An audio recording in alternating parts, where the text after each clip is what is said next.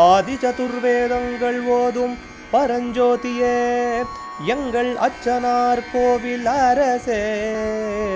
நம்புவோர்க்கு உபகாரி என்பதில் இவரன்றியில் நாட்டில் ஓர் தெய்வம் யார்கான்.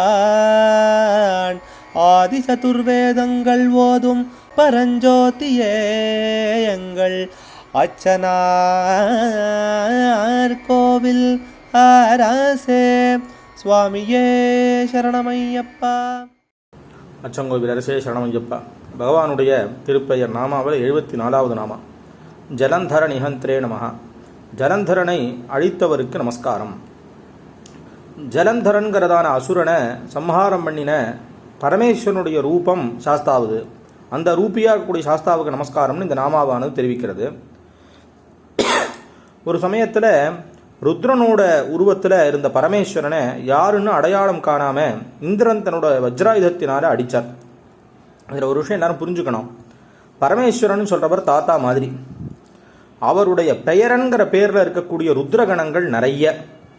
ருத்ரானாம் சங்கரஸ்டாஸ்மின்னு ஏகாதச ருத்ரர்களில் ஒத்துற பகவான் கீதையில் சொல்கிறார். ருத்ரர்கள்னு சொன்னாலே பரமேஸ்வரன் எடுத்துக்கூடாது. இந்த ருத்ரர்களுக்கு கோபம் உண்டு, தாபம் உண்டு, சில இடங்களில் வரம் வாங்கி எல்லாம் பண்ணுறது, இந்த மாதிரி கோபத்தினால் எதான பண்ணிவிட்டு சாபத்தை வாங்கிக்கிறது, இந்த மாதிரிலாம் உண்டு.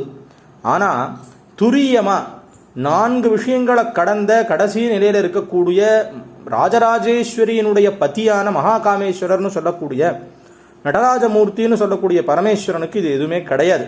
அவர் எல்லாத்துக்கும் மேலே இருக்கிறவர். அந்த பரமேஸ்வரனுடைய ரூபத்தில் இருந்த ருத்ரன்னு சொல்லப்பட்டிருக்கு. இப்போ உதாரணத்துக்கு வேதத்தில் ஸ்ரீருத்ரம் அப்படின்னு ஒரு பகுதி. அதில் எக்கச்சக்கமான ருத்ரகணங்களை பற்றி வேதமே வர்ணிக்கிறது. இந்த உலகத்தில் சிவ பூஜையை ஸ்ரத்தையோடு பண்ணி பகவான்கிட்ட பக்தி பண்ணால் ருத்ரகணத்தில் போய் சேர்ந்துடலாம். சாரோக்கிய சாமீப்பிய சாரூப்பியம் அப்படின்னு முக்திகளில் விதங்கள்லாம் இருக்குது. கடைசிது சாயுஜ்யம். அது பின்னாடி சில நாமாக்களில் சொல்லும்போது சொல்ல போகிறதா இருக்கும், பார்க்கலாம். அதனால் பரமேஸ்வரனுக்கு எந்த இடத்துலையுமே இந்த இதே கிடையாது. அது பரபிரம்மம் பரமேஸ்வரன். அதனுடைய ரூபமாக இருக்கக்கூடிய பெயரன் மாதிரி ஸ்தானத்தக்கூடிய ருத்ர உருவத்தில் இருந்தார். அப்போது இந்திரன் வஜ்ராயுதத்தினால் யாருன்னு தெரியாமல் அடிச்சுடுறான். இந்த வஜ்ராயுதத்துக்கு பெரிய பெருமையே ஆயுதானாம் அகம் வஜ்ரம்னு ரொம்ப விசேஷமான ஒரு ஆயுதம் வஜ்ராயுதம். என்ன வஜ்ராயுதம் போலேன்னு சொல்கிறது உண்டு. அந்த வஜ்ராயுதமே தூள் தூள் ஆயிடுது. அப்போது பரமேஸ்வரனுடைய உடம்புலேருந்து வேர்வை வரது, இந்த ருத்ரனுடைய சரீரத்திலேருந்து வேர்வை வரது. அதெல்லாம் என்ன பண்ணி எடுத்து போய் சமுத்திரத்தில் விழுந்துடுத்து. அந்த சமுத்திரத்திலேருந்து ஒரு ராட்சசன் வந்தான். ஏன்னா உக்ரமான ரூபத்திலேருந்து தாமசமான ஒரு சமயத்தில் அந்த வேர்வை அதில் வந்ததுனால அவன் தாமசனான ராட்சசனாக ஆயிட்டான். சமுத்திர ஜலத்தினால தாங்கப்பட்டதுனால ஜலம் தரன். தரன்னா பிடிச்சிக்கிறது இதெல்லாம். அதனால் ஜலத்தினால பிடிக்கப்பட்டு காப்பாற்றப்பட்டதினாலே ஜலந்தரன் அப்படின்னு அவனுக்கு பெயர் ஏற்பட்டது. அவன் காலநேமிங்கிற ஒரு அசுரனுடையதான மகளான பிருந்தைய மணந்துண்டு ஜாலந்தரம், அதாவது பஞ்சாப் மாநிலத்தில் இப்போ இருக்கக்கூடிய ஜலந்தர் அப்படிங்கிற நகரை உருவாக்கி அங்கிருந்து ஆட்சி பண்ணிட்டு இருந்தான். அவன் என்ன பண்ணிட்டான், தேவதைகள் எல்லாரையும் சிரமப்படுத்தி வென்று பரமேஸ்வரனோடமே சண்டையிடுறதுக்காக கைலாசத்துக்கு போனான்.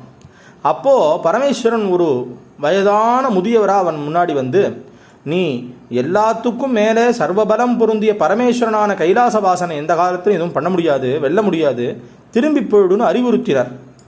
ஏன்னா பையன் மாதிரி ஸ்தானம் இருக்கு இல்லையா அவனுக்கு சொன்னார். ஆனால் அவன் அவருடைய பேச்சை கேட்கல. தனக்கு மிதமிஞ்சிய பலம் இருப்பதார் கர்வத்தினால சொன்னதுனால அப்பொழுது இந்த பெரியவர் என்ன பண்ணுறார், தன்னுடைய திருவடிகள்னால நிலத்தை ஒரு சக்கரம் மாதிரி வரைகிறார். அப்படி வரைச்சி முடித்தோடனே என்ன சொல்கிறார், உனக்கு ரொம்ப பெரிய பலம் இருந்ததுன்னு சொல்லி சொன்னால் அந்த சக்கரத்தை எடுத்துட்டு பார்க்கலாங்கிறார். அவன் என்ன பண்ணுறான், பூமி அப்படியே இந்த வட்டத்தை பிளந்து ஒரு வட்டமான ஒரு பாறை எடுக்குமா போல எடுத்துட்டான். எடுத்து தன்னுடைய முழு பலத்தோடு அப்படி பெயர்த்தெடுத்து தோளில் அப்படி வைக்கிறான். ஏன்னா ரொம்ப கனமாக இருக்குன்னு. அப்போ அது என்ன எடுத்து சக்கரமாக சொல்ல ஆரம்பித்து அவனுடைய தலையை வெட்டி வீழ்த்தி விடுறது.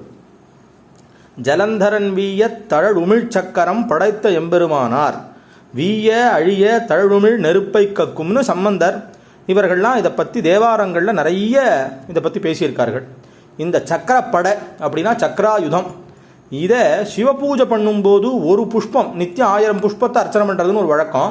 அதில் ஒரு தாமரை குறைஞ்சதுன்னு புண்டரீகாட்சன் தாமரைக்கண்ணன் அப்படின்னு பெயருடைய மகாவிஷ்ணுவானவர் திருவேழுமேடைங்கிற க்ஷேத்திரத்தில் பகவானுக்கு பஞ்சாட்சர சஹஸ்ரநாமம் ஏற்படுத்தி ஒவ்வொரு நாமாவுக்கு ஒவ்வொரு தாமரை அர்ச்சனை பண்ணும்போது ஒரு நாமாவுக்கு தாமரை கடைசி நாமாவுக்கு காணலை பார்த்தார், இந்த பக்கம் அந்த பக்கம் தன்னுடைய கண்ணையே பிடுங்கி அர்ச்சனை பண்ணிவிட்டார். அப்போ அந்த சுதர்சனமானது அவருக்கு கிடைக்கிறது. செருமேவு ஜலந்திரனை பிளந்த சுடராழி செங்கன்மலர் பங்கயமா சிறந்தானுக்கு அருளி அப்படின்னு சுந்தரர் தேவாரத்தில் சொல்றார். அதனால போருக்கு வந்த சுடராழியை கொடுத்தவர் அப்படிங்கிறது அங்கே இருக்கு. ஆனால் அப்படியாப்பட்டதான இந்த சுதர்சன சக்கரமானது மகாவிஷ்ணு அடைஞ்சதுன்னு இருக்கு. அந்த ஜலந்தர ரூபியா இருந்த அசுரனை அழிச்ச பரமேஸ்வர ரூபமான சாஸ்தாவுக்கு நமஸ்காரம் அப்படின்னு இந்த நாமாவானது தெரிவிக்கிறது. அச்சங்கோவில் அரசே சரணமையப்பா. அச்சனார் கோவில் அரசே சுவாமியே சரணமையப்பா.